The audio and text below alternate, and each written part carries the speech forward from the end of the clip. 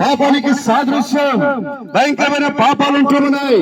వార్త సువార్త 7వ అధ్యాయంలో యేసు ప్రభువు కొండ మీద ప్రసంగం చేస్తూ మనిషి యొక్క అంతరంగంలో ఉన్న 13 రకాల పాపాలను బయటకు పెట్టిన వాడుగా ఉంటూ ఉన్నాడు.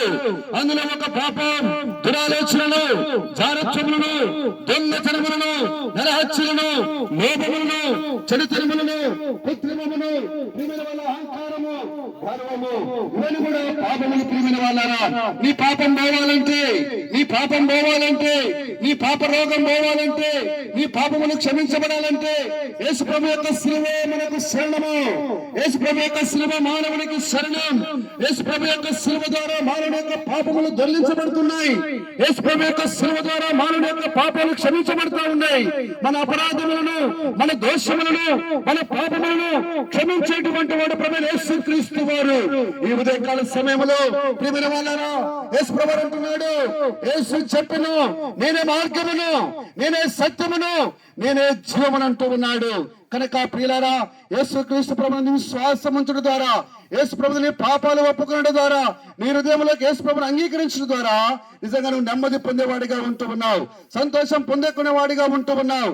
కావాలి చేయాల్సింది ఒకటే, ప్రభు నేను పాపిని మనం ఒప్పుకున్నప్పుడు ప్రభు మన పాపాలను క్షమించుటకు సమర్థుడైన వాడు. సిలువలో కాచిన రక్తము నిర్దోషమైన రక్తం, అది ఎంతో నిష్కలంకమైన రక్తం, పరిశుద్ధమైన రక్తం. యేసు ప్రభువు సిలువలో మానవులమైన మన పాపముల కొరకు చిందించిన వాడుగా ఉన్నాడు.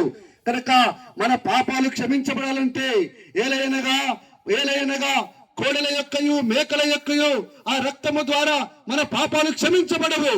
కాబట్టి ప్రియులారా, యేసు ప్రభు యొక్క రక్తములో ఏ మలినము లేదు, ఏ దోషము లేదు, ఏ పాపము లేదు, ఏ యొక్క కలంకము లేనటువంటి రక్తం అది.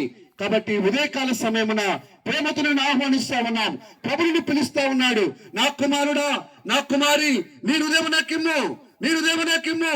నరక వేదనను భరించలేవు, నరక వేదనను భరించలేవు, నరకం ఉంది. ఎందుకంటే వాక్యం చెప్తా ఉంది, పాపాన్ని బట్టి మానవుడు మరణించవలసిన వాడిగా ఉన్నాడు. ఏలైనగా పాపం వల్ల వచ్చు జీతము మరణము. కాబట్టి ఆ మనము నీ కొద్దంటున్నాడు. అయితే దేవుని యొక్క కృపావరం మన ప్రభువైన క్రీస్తు యేసునందు నిత్య జీవము. ప్రియమైన వాళ్ళారా, కాబట్టి ఆ నిత్య జీవన్ని